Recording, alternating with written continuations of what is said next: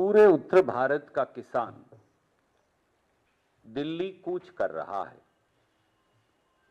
देश के किसान में त्राहिमाम मचा है। देश का किसान 378 दिन पहले दिल्ली के बॉर्डर पर बैठा रहा।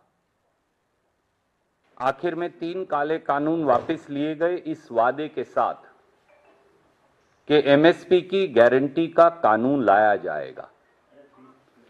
अब 2 साल और बीत गए। 298 दिन से एक बार फिर देश का किसान बॉर्डर पर बैठा है। किसान की मांग क्या है कि पैदल शांतिप्रिय तरीके से दिल्ली के हुक्मरानों से, मोदी सरकार से वो आकर अपनी मांग की गुहार लगा सकें, न्याय मांग सकें। अन्नदाता किसान, जिसे धरती का भगवान कहा जाता है, उस धरती के भगवान को अब डंडे, लाठी, अश्रु गैस, नश्तर, कीलें और कंक्रीट की दीवारें बनाकर रोका जा रहा है। जो मिजोरम से किया जा रहा है, मोदी सरकार वही अन्नदाता किसान से भी कर रही है। फिल्म देखने का समय है प्रधानमंत्री जी और पूरी कैबिनेट को, पर देश के किसान की बात सुनने का समय नहीं, जो 298 दिन से बॉर्डर पर यह गुहार लगा रहा है कि वो दिल्ली आकर झोली फैलाकर अपना अधिकार मांग सके और मोदी सरकार को अपना वादा याद दिला सके जो 2 वर्ष पहले किया था। 700 किसानों की शहादत और लाखों किसानों को अपना अपना घर उजाड़ने के बाद के एमएसपी की गारंटी का कानून बनाया जाए। दुर्भाग्य से आज मोदी सरकार ने 2 बड़ी बातें और संसद के पटल पर कही। जब देश के कृषि मंत्री से पूछा गया कि कृषि की, खेती की एमएसपी की गारंटी का कानून बनाएंगे या नहीं, तो वो सरेआम उसे टाल गए। जब यह पूछा गया कि किसान को कर्ज से राहत मिलेगी या नहीं, तो उससे भी वो इनकार कर गए। ये कहीं ना कहीं मोदी सरकार की मंशा को दर्शाता है। हमारी सीधे सीधे प्रधानमंत्री जी से मांग है, माननीय प्रधानमंत्री जी, क्या इन किसानों की शहादत के बाद, क्या पूरे देश के किसान के लुटने के बाद आप फिल्म के माध्यम से उन्हें राहत देंगे? देश के माननीय प्रधानमंत्री जी को बगैर किसी देरी के किसानों को वार्तालाप के लिए बुलाकर इसी संसद के सत्र में एमएसपी की गारंटी का कानून पारित किया जाना चाहिए। यह भारतीय राष्ट्रीय कांग्रेस की मांग है। किसानों पर लाठीचार्ज, किसानों के रास्ते में नश्तर और कीलें बिछाने की बजाय किसानों को दिल्ली आने दिया जाए और शांति प्रिय तरीके से उनके प्रतिनिधि मंडल से बात हो। और यह घोषणा बाकायदा प्रधानमंत्री जी किसानों से बात कर देश के सामने और संसद के समक्ष करें। ये कुछ करने के बाद, ये कुछ करने की बजाय ये सरकार केवल संसद में झूठ बोलती है और इनकी 5 झूठ आज पकड़ी गई खेती और खेत खलियान को लेकर। थोड़ी सी चर्चा मैं उसकी भी आपसे करना चाहूंगा। कृषि मंत्री शिवराज सिंह चौहान का झूठ नंबर 1, आज उन्होंने डींगे बगाड़ते हुए ये कह दिया कि मोदी सरकार सब फसलें एमएसपी पर खरीदती है। पर उसकी सच्चाई क्या है? संसद के पटल पर उन्होंने जो जवाब दिया उसका एक चार्ट मैं आपको भेज रहा हूं। ये इसमें साफ है कि एक अगर गेहूं की फसल को छोड़ दें, जो 23% उत्पादन के मुकाबले एमएसपी पर खरीदी जाती है, तो ये सरकार ने बताया कि वो 1% से भी कम फसल एमएसपी पर खरीदते हैं। तो जो सरकार एमएसपी पर फसल खरीदती ही नहीं, वो एमएसपी की गारंटी का कानून छोड़ दीजिए, एमएसपी की गारंटी देने की बात कैसे कर सकती है? कृषि मंत्री का झूठ नंबर 2, उन्होंने सदन के पटल पर कह दिया कि लागत पर 50% मुनाफा दिया जा रहा है, पर 6 फरवरी 2015 को इसी सरकार ने शपथ पत्र दिया और कहा कि अगर किसानों को लागत पर 50% मुनाफा दिया जाएगा तो फिर मार्केट डिस्टॉर्ट हो जाएगी, यानी मार्केट खराब हो जाएगी। और यह शपथ पत्र पत्रकारों को या कांग्रेस को नहीं दिया, यह देश के सर्वोच्च न्यायालय को दिया। कृषि मंत्री का झूठ नंबर 3, उन्होंने आज ये शेखी बगारी के एमएसपी जो है वो लागत से 50% मुनाफे की बजाय 100 या 200% मुनाफे पर दिया जाता है। दुर्भाग्य से विपक्ष को तो सवाल नहीं पूछने दिए गए, पर वास्तविकता क्या है? भाजपा शासित प्रदेशों ने agriculture cost and price commission को लिखकर दिया है कि जो एमएसपी निर्धारित किया जा रहा है उनके प्रदेशों में अलग अलग फसलों की लागत वो उससे 100%, 150%, 200% तक कम है। तो इसलिए मैंने एक सीएसीपी की रिपोर्ट से एक चार्ट आपके लिए बना दिया, आपका समय नष्ट ना हो, और ये मैं आपको भेज रहा हूं। एक दो उदाहरण देता हूं। जैसे महाराष्ट्र ने कहा कि 4,461 रुपया लागत है किसान की गेहूं की। गुजरात ने कहा कि 4,050 रुपया प्रति क्विंटल लागत है गेहूं की, पर रेट तो मिला नहीं। यही चने का हाल है, यही मसर का हाल है, यही सरसों का हाल है। कृषि मंत्री शिवराज चौहान का चौथा झूठ, उन्होंने ये कह दिया कि हमने 80%, 150% एमएसपी को बढ़ा दिया। एक पूरा चार्ट सदन के पटल पर रख दिया।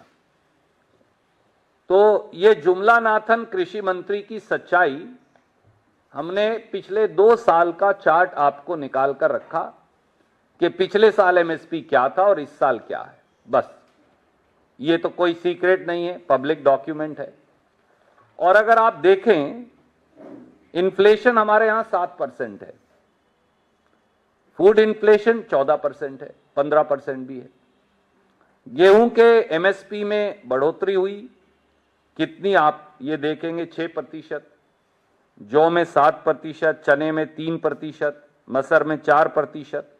और अगर C2+50% स्वामीनाथन आयोग के मुताबिक दिया जाए तो कितना पैसा दिया जाना चाहिए, हमने वो भी लगाया, ताकि C2+50% सीएसीपी की रिपोर्ट के मुताबिक कितना आएगा।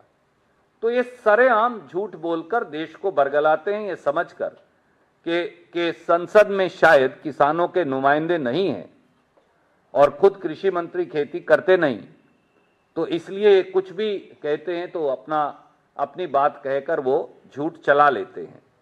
और झूठ नंबर 5, सोयाबीन जो सबसे ज्यादा मध्य प्रदेश और सबसे ज्यादा महाराष्ट्र और दूसरे नंबर पे उनके अपने प्रांत मध्य प्रदेश में होता है। सोयाबीन का लागत जो मूल्य है वो 4,892 रुपये एमएसपी है, पर मध्य प्रदेश में वो 4,000 रुपये से भी कम बिकी और महाराष्ट्र में और भी कम बिकी। सोयाबीन का क्राइसिस सबने देखा। प्रधानमंत्री जी ने कहा कि हम जो हैं सरकार बनने पर 6,000 रुपये में खरीदेंगे। महाराष्ट्र का किसान भी इंतजार कर रहा है कि उसको एमएसपी का वो 6,000 रुपया सोयाबीन का मिलेगा। प्रधानमंत्री जी के जबान की भी कोई कीमत नहीं, या उन्होंने झूठ बोलकर महाराष्ट्र में वोट ले ली, तो उसका किसान क्या करे। इसलिए बड़ी सीधी बात है, देश के अन्नदाता किसान को मणिपुर के हालात में मत पहुंचाइए। फिल्में देखने का अगर फुर्सत है तो देश के किसान से बात करने की फुर्सत क्यों नहीं। किसान के रास्ते में नश्तर, कील और दीवारें क्यों खड़ी की जा रही हैं? क्या किसान उग्रवादी है, नक्सलवादी है, अपराधी है? वो दिल्ली आकर अपनी सरकार और अपने प्रधानमंत्री से न्याय की गुहार क्यों नहीं लगा सकता? और देश के प्रधानमंत्री देश के किसानों से मिलने से गुरेज क्यों कर रहे हैं? और एमएसपी की गारंटी का कानून जैसा खुद मोदी सरकार ने 2 वर्ष पहले वादा किया था, वो उन्हें कब मिलेगा? इस संसद के सत्र में एमएसपी की गारंटी का कानून क्यों नहीं लाया जा सकता? और आखिरी किसान के कर्ज को लेकर है। अगर कॉर्पोरेट टैक्स 32% से 22% और 15% कम करके सालाना 3 लाख करोड़ कंपनियों को दिया जा सकता है टैक्स राहत, अगर 17 लाख करोड़ बैंक का पैसा बट्टे खाते में डाला जा सकता है, तो किसान का 2 या 3 लाख करोड़ का कर्ज क्यों माफ नहीं हो सकता? ये कुछ सवाल हैं जो बड़ी विनम्रता से हम सरकार के समक्ष रखना चाहते हैं, ये कहने के साथ साथ कि भारतीय राष्ट्रीय कांग्रेस किसानों के इस जायज मांगों और आंदोलन के साथ खड़ी है। किसान को लाठियां, अश्रु गैस, कीले और नश्तर नहीं, किसान को उचित कीमत और उसका कानून दीजिए। कोई प्रश्न आप पूछना चाहें तो स्वागत है।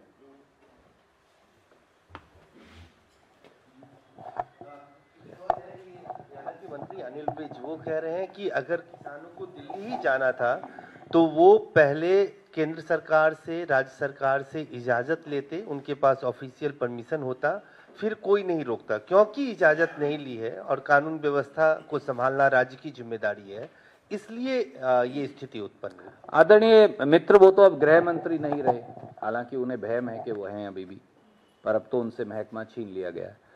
पर सवाल ये है, मैं आपसे आपके समक्ष रखता हूं, तो क्या आप दिल्ली आने के लिए हिंदुस्तान के लोगों पर प्रतिबंध है? क्या हिंदुस्तान के सब लोग अब पाकिस्तानी और उग्रवादी हैं कि वो देश की राजधानी में नहीं आ सकते? क्या अब ये न्यू नॉर्मल है, न्यू इंडिया है, जिसमें देश के लोग देश की राजधानी नहीं आ सकते, देश के लोग देश के प्रधानमंत्री को ज्ञापन भी नहीं दे सकते, देश के लोग देश की सरकार से अपनी न्यायोचित मांग जो है वो नहीं रख सकते? आखिरी बार जब मैंने चेक किया तो दिल्ली में ना कर्फ्यू है, ना मार्शल लॉ है, और किसी व्यक्ति को भी देश की राजधानी में आना की इजाजत है। हां, कोई टैंक लेकर आए, बम बंदूक लेकर आए तो आप रोकेंगे, क्योंकि कानून व्यवस्था है। अगर 100 लोग आना चाहें पैदल चलकर तो उन पे क्या पाबंदी है? वो कौन सा कानून व्यवस्था का प्रश्न है? और जो 3 लेयर सिक्योरिटी अंबाला में हरियाणा की नायब सैनी सरकार ने किसानों को रोकने के लिए लगाई है, काश मोदी जी ये 3 लेयर सिक्योरिटी चाइना के बॉर्डर पे लगा देते तो हमारी 2000 स्क्वायर किलोमीटर जमीन पर चीन कब्जा ना करता। कहा है कि किसानों को हरियाणा तक में प्रवेश की अनुमति नहीं है। हरियाणा भी हिंदुस्तान का हिस्सा है। आखिरी बार जब मैंने चेक किया तो हरियाणा भी पाकिस्तान नहीं है, तो इसलिए क्यों नहीं है? मेरा यह कहना है, इस देश में किसी नागरिक को भी कहीं ना जाने की अनुमति क्यों नहीं है? कौन सा वो कानून है जो ये कहता है कि नागरिक अपने प्रदेश या पड़ोसी प्रदेश से होते हुए देश की राजधानी तक न्याय मांगने नहीं आ सकते? हां, वो कोई हिंसा करने आए, वो उग्रवादी हों, वो नक्सलवादी हों, वो अपराधी हों, आप रोक लीजिए, उन्हें जेल में डालिए। पर किसान न्याय मांगने क्यों नहीं आ सकता? वो कहें हम 10 लाख आदमी लाएंगे, आप कह सकते हैं भैया 10 लाख आदमी दिल्ली में नहीं आ सकता, पर वो तो कह रहे हैं हम तो 100 आदमी आना चाहते हैं। दिल्ली में तो हर रोज 1 करोड़ आदमी की एंट्री और एग्जिट है, तो वो किसान क्यों नहीं आ सकते? इतना ही मेरा। सर, क्योंकि विंटर सेशन चल रहा है, आप लोगों ने अभी रेस किया क्वेश्चन कि इस सेशन में ही जो है वादे किए गए थे उसको पूरा करना चाहिए। क्या कांग्रेस पार्टी सोमवार को जब सेशन की शुरुआत होगी तो इस मुद्दे को सदन में उठाएगी? और क्या अभी तक आप लोग अडानी के मुद्दे पे प्रदर्शन कर रहे हैं, क्या किसानों के एमएसपी को लेकर जो वो मांग कर रहे हैं उसको लेकर आप लोग प्रोटेस्ट करेंगे? 2 दिन पहले भी श्रीमती सोनिया गांधी जी के नेतृत्व में किसानों के इसी मुद्दे पर राज्यसभा से कांग्रेस पार्टी और सभी मित्र दलों ने बहिर्गमन किया था और हमने बाकायदा एडजर्नमेंट मोशन दिया था। हम एक बार नहीं अनेकों बार इस पर स्थगन प्रस्ताव कर चुके हैं और हम इस आवाज को, अडानी का मुद्दा भ्रष्टाचार का मुद्दा है, वो महत्वपूर्ण है और रहेगा, और कांग्रेस उसे लगातार उठाएगी राहुल जी और खड़गे जी के नेतृत्व में। पर किसान के साथ जो दुर्व्यवहार हो रहा है, किसान को जो अपराधी की तरह उसके साथ व्यवहार हो रहा है, कील नश्तर और दीवारें खड़ी की जा रही हैं ताकि आम नागरिक को भी यह सुविधा हो। सो किसानों के लिए 3 लेयर सिक्योरिटी की क्या जरूरत है? आप चेक करो भैया, तुम्हारे पास कोई हथियार तो नहीं है, आप उसे मत जाने दो। कोई हथियार है नाजायज तो अंदर बंद कर दो। पर 100 किसान पैदल चलकर दिल्ली तक क्यों नहीं आ सकते? इस बात का जवाब प्रधानमंत्री जी को देना चाहिए। और कांग्रेस ये मुद्दा सोमवार से फिर उठाएगी दोबारा। अडानी भी उठाएंगे और किसान के साथ जो दुर्व्यवहार और एमएसपी का कानून नहीं बन रहा इसको भी उठाएंगे। सर, कई ऐसा घटनाक्रम रहा है जहां राहुल गांधी खुद मिलने पहुंचते हैं। आपने 298 डेज का जिक्र किया।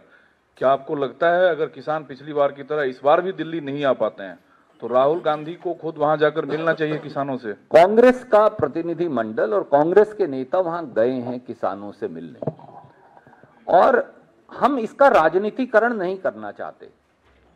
अन्याय जहां होगा राहुल जी जाएंगे, अन्याय जहां होगा खड़गे जी जाएंगे, अन्याय जहां होगा कांग्रेस के साथी जाएंगे, चाहे वो हमारा घोर विरोधी भी हो। और पहले भी आपने देखा, हमने जब किसान यहां 378 दिन बैठा रहा, कांग्रेस के लोग 1 या 2 बार गए, क्योंकि हमने कहा कि ये मुद्दा राजनीति या बीजेपी या बनाम कांग्रेस का नहीं है, ये देश की फूड सिक्योरिटी का, खाद्य सुरक्षा का मामला है, किसान की स्वायत्तता का मामला है, 62% आबादी की आजीविका और जिंदगी का मामला है। इसको राजनीति से जोड़ के ना हम देखते ना देखा जाना चाहिए।